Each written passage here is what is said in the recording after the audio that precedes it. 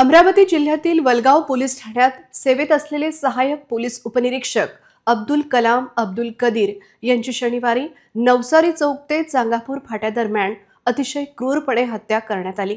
या घटनेने संपूर्ण पोलीस दलाच्या मनात धडकी भरली आहे।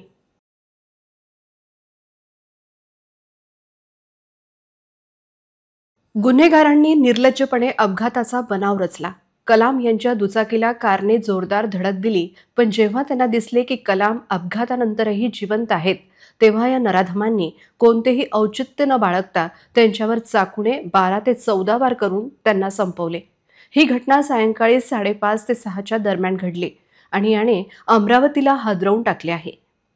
अब्दुल कलाम सायंकाळी 5 वाजता आपल्या घरातून वलगाव पोलीस ठाण्याकडे निघाले होते। नवसारी टी पॉइंट पासून अवघ्या 500 मीटरवर पाठीमागून आलेल्या एका भरधाव कारने त्यांच्या दुचाकीला धडक दिली।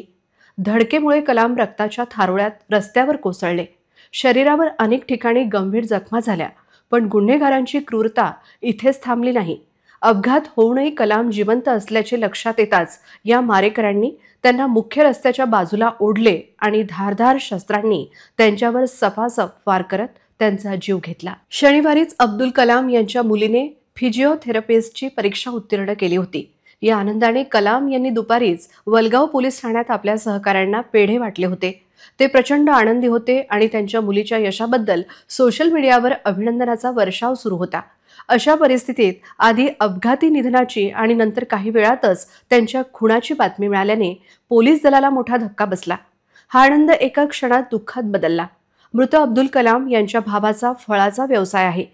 त्यातील वादामुळे हे हत्याकांड झाल्याची माहिती आहे। या प्रकरणी स्थानिक गुन्हे शाखेच्या युनिट 1 ने 3 आरोपींना अटक केल्याची माहिती आहे।